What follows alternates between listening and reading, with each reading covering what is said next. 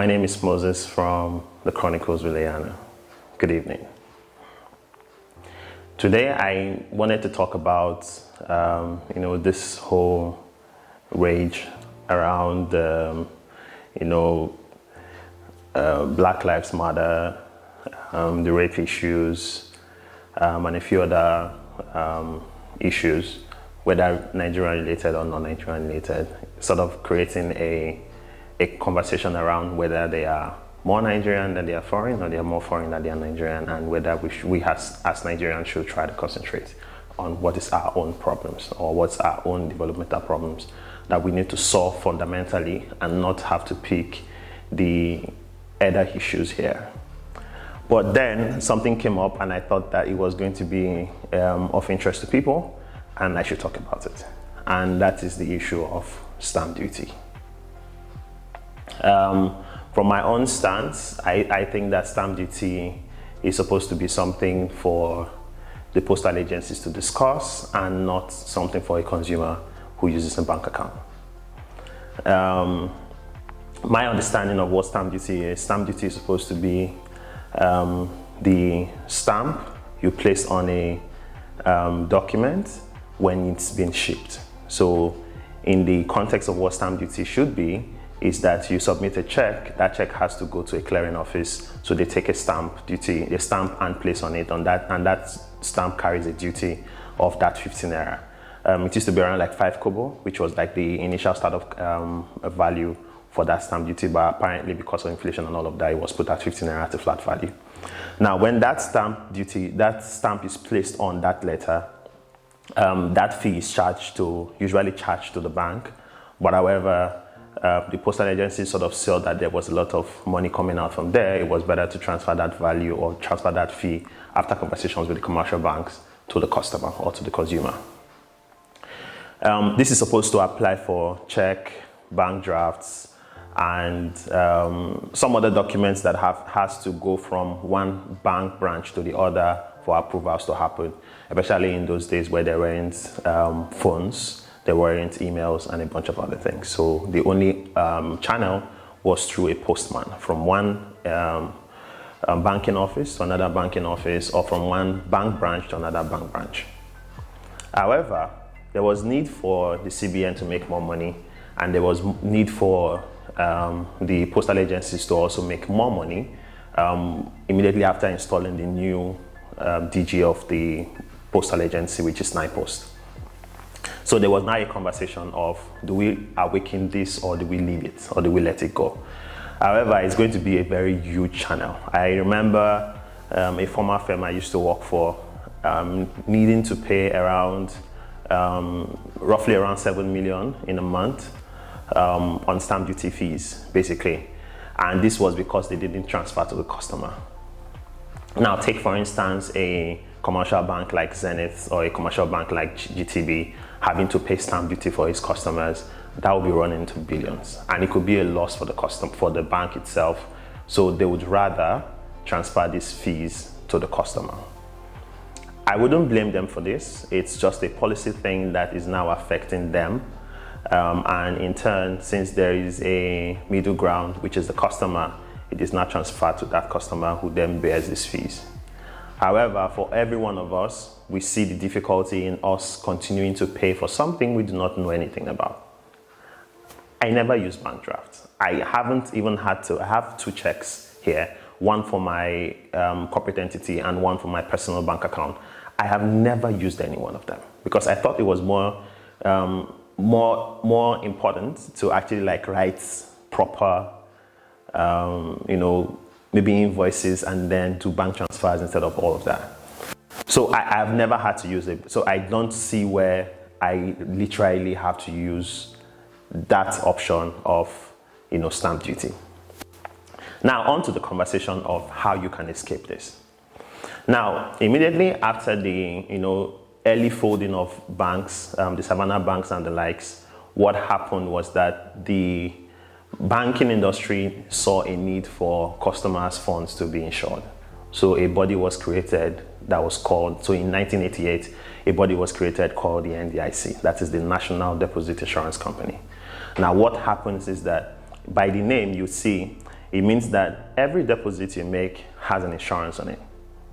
Yeah, and this insurance is paid by the body which you bank, for which you bank with, whether it's a microfinance bank, it's a mobile money company, a commercial bank, a super agent, or whatever. Now that fund is actually like fully insured, so that in case that company folds or anything happens to that company, maybe the company transferring hands, just like in the case of very recently Polaris Bank and Enterprise Bank and a bunch of other banks. Now, when cases like this happen, you have insured funds, which means that if the asset is transferred from one bank to the other or from one body to the other, your fund remains in the hands of the body who now receives the new asset. So what then happens is that if you walk into any one of their bank branches, they just need to bring your money out because it's already there. There's a safety net. For them, what they called the NDIC those days was that it was going to be a safety net for consumers. So it means your money is safe no matter who you bank with, so long as who you are banking with has a license with the regulators. Now on to how you can do this. Now, if you keep going with the commercial banks, there's no way you can escape this. My salary comes to my GT Bank account and I have to deal with this, right? But very recently, I'll be moving from GT to another body who will be managing my account. And it wouldn't be a GT Bank anymore. So how you can escape this? There are a lot of companies coming out today for which some of them have cards and every other thing that you need. They have mobile banking, they have web banking, they have ATM cards, they have offices, they have complaint desks, they have phone lines. So you don't miss anything if you move from Zenith Bank today to, say, an OPay or to any one of the wallet companies, so Kuda, basically, that you don't miss anything, right? What happens is that you actually get faster response, because today, if you send an email to a bank, you typically would wait around like 3 to 4 days to get a response back for what the issue is. You just get an auto response which says, oh, we have gotten your mail, so yeah, we are waiting for God to come down and tell us what next to do, right? But what you can do here is just switch. Do that switch and don't begin to consider that, oh, this is a small mobile money company, or this is a small microfinance company. Apparently, every fund you leave in any one of these bodies is safe, right? I'll give you a list of some of the people you can actually like do business with, because they are people that I have as a person in the industry looked at how efficiently they operate and whether or not you are in safe hands. One is Kuda. So Kuda is a microfinance bank by license, but it operates a digital bank. So you can also just go ahead and do your registration with them. I'll be sharing some of the URLs to some of their websites, and you can always just go there and try to register, reach out to somebody and talk to them and get an account opened. In a few days, you get a card, so you can actually like do your withdrawals, POS withdrawals, ATM withdrawals, card payments, locally mostly, because most of them have, what do they call it? Most of them have just Verve cards. Next is OPay. So OPay today, the only disadvantage here is just that OPay doesn't have an ATM card, but you can do every other type of transaction, so transfers, and very recently they have a trading platform, O-Trade and O-Mall, so you can actually like shop on their site. And then if you have to use other malls like Jumia and Konga and every other one, you could probably just do the bank transfer option if you really, really like OPay and you want to stay with them. However, one of the advantages that a body like or a product like OPay would give you is that your deposit could be in a held account that gives you interest on a daily basis. So OPay has something called O-Wallet or O-Wealth, that allows you to get up to 10% interest annually, paid out daily, and you can withdraw your money at any time of the day, any time of the month. So you don't have your money locked up in any account, just like the bank will say they are fixing it, but giving you a maximum of 6.5%. Now, if you have to fix with OPay, you can even fix and get as much as 14% per annum over the course of 1 month. So you can withdraw after 1 month, but you get 14% per annum. No bank gives you that, not even your mutual funds or even your bonds. None of them gives you up to that. So you can actually like have your money in an account that gives you interest, and you continuously could even be using those interests to do some other utilities like your airtime, NEPA bills, and a bunch of other things. The interest could actually take care of that depending on what your deposit value is. I'm talking from my own side. It could be smaller, so you can have like an account that holds around like 10 to 20,000. Interest there could be very little, but it's a lot better than what you have with the bank, because even with the bank, when you deposit and use your card, you get something called the card usage fee, basically maintenance fee. So with the MMOs or with the microfinance entities or digital banks, you don't lose out on that. Thirdly, you have Carbon. So Carbon today gives you loans, and apart from giving you loans, allows you to invest your value. So you can actually like transfer into your Carbon account from any bank in Nigeria, and have your money also in a pocket that actually gives you that security. You don't have an issue with that. You basically are going to be owning an account that can do anything. It can receive money, it can send money, and it can, because you have a lot of other products that you have with the banks, whether it is you paying for utility, you paying for school fees, you paying, for those of you who bet, you are betting, anything you are doing at all, you can do on that platform. All right. Next, I can't remember this platform, but there's this platform that is endorsed by, what's his name again? Don Jazzy. It's actually a microfinance licensed entity. So it means that, yes, you can also do your transactions or bank with them as well. It's a digital bank, so you have typically everything you get with your bank. A web platform, an app, and then you also have a card. All right, the same case. Now next is Barter by Flutterwave. Now with Barter as well, you also have cards. Right now, I have not seen a physical card, so mostly it's they are online cards, so they are virtual cards. With those virtual cards, you can actually do anything, typically anything. Today, I use Barter for my Netflix, for my Amazon, for my Apple, for my Google. So it's more like what I use for all of these services, and you can do the same with these same people.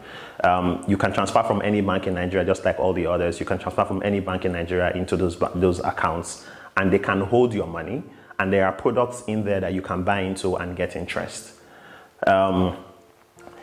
These are some of the four that I, off the top of my head can mention, because I think that they are big and strong enough to hold your funds, and you sort of have a lot of security around the kind of products that they offer.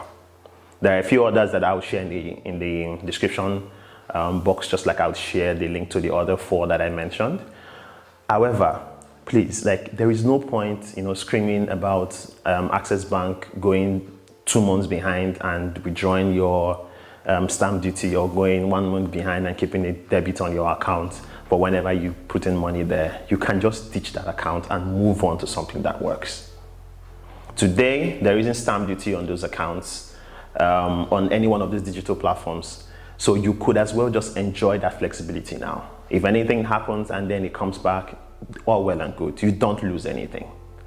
And really, because these people give you this flexibility of them being able to deal with other bodies. I know that people like Carbon today, PiggyVest, all have affiliations with people like Crowdivest, Thriver Greek. So you can buy into a product and begin to invest immediately. So there's that extra value that the bank doesn't give you. You can as well just walk into any one of your companies and talk to the HR that you like to switch your account. These banks or these platforms can actually receive money from any bank in Nigeria. If they were using bulk payment, they could as well make bulk payment to that account, right? For Carbon, it is Carbon. For OPay, it is Paycom. For Kuda, it is Kuda. For Barter, it is Flutterwave. So you can as well just, so they have Flutterwave, and then they also have Wema, they also have Providus. So they have all these entities that they deal with, and use these platforms to actually, as much as possible, make payments as easy as they can, right? You can as well just, change everything that you use today and let's see if something changes. The drive is not in, screaming on social media, oh, there's going to be a queue on Access Bank. That doesn't change anything. Take an action today, right? And get, a new form of payment that lets the industry understand that some of these decisions that are made in your absence could be a decision that could drive and they could make and break you. Today, it is you. Tomorrow, it could be everybody that you know. When you have that deposit, that debit on your account today and you probably need that money tomorrow, how sure are you going to affect somebody that you know who isn't so enlightened as you, who have gone on Twitter to notice that, oh, this is going to happen on so day and had to go withdraw your money? I have been experiencing it. It's 15 naira, but for some, that 15 naira could be a lot of money, right? The best case for me today, I could actually, if any one of you was to have a conversation separately, I could show you. I have as little as 1,000, 2,000 naira in my commercial bank accounts, but I use OPay today. In my OPay account, that's where all my money is, or that's where a huge part of my money is, because I'd rather have something that works, like something that gives me an interest, not something that by the time I leave it in the bank and I use it at the end of the month, I get charged, even though I leave most of my money there. I used to do that with the likes of GT, but I had to transfer immediately. I saw that it was a better value having it in a wallet, and because there isn't any harm there. Just do the same. Do the same. All right? I hope you enjoyed today's topic, and please understand that there is no fear in doing this. Another thing you should understand as well is that I have not been paid to do this, so there isn't any favors to any one of the companies that I mentioned. I just mentioned them because I think that I trust them, and then you can go do your transactions with them. However, it's your choice. It's still your money, it's not mine. So you can as well just make that decision today, or wait until next month, next 2 or 3 months, when you basically have a lot to lose. And even for corporate accounts as well. So today also, the likes of OPay has a merchant dashboard. So you can sign up as a merchant, have a dashboard, and they can allow you have a business account that can receive money from anywhere in the world. Yeah. Also, very recently, Wallets.Africa also now has a business platform. I would also share all of these links so that you can just go and sign up and have peace of mind for your businesses. You don't want a situation where you are doing a small hair business or you are doing a small food business, and every 1,000, every 2,000, you get 15 naira deducted, not minding whether or not your profit is that much. You can as well just go open those wallets, receive your money in peace. No fees, no nothing, no fees at all. And you even pay less. On OPay, you pay 10 naira to transfer to any bank account, any amount. On wallet, I'm not so sure, but it's as cheap as that. It could be as cheap as that. So please, just transfer, move to something that works. All right? You can receive money. So there's no point trying to stick to something that you would, keep struggling for the rest of your life. Right? As a business, just open a business account. They would only require your business registration. In some cases, maybe not. They wouldn't need a business registration, but just need to see that your account has been operating with a business, with some business level. So there is a lot of transactions going in and out, and they will sign you up. Once they sign you up, you can as well just go ahead and start doing your transactions. 0 fees, and you can as well request for expense cards. So as a business, you can request for expense cards from wallets today, and you can get it delivered in a week or 2, right? These are things that work. Please just move on and have fun. On next week's episode, or on the next episode that I'll be posting, I would also now go back to what I was supposed to discuss about. What is important for us as a country. After watching a lot of documentaries from oil bunkering to the current wave of the moment, which is Yahoo, fee fraud, advanced fee fraud, onto a lot of other issues that I have tried to look at different documentaries to further understand what is going on. I would like to point us to the direction of what is important to us as people.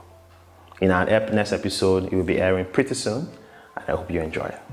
Also, I did post that I'll be, leaving the window open for people who would like to, feature, just like Okwe did in the last episode. And I have some interest. So we would also be filming one after the other. Some of them would not be directly in videos where I'll be talking with them in the same room.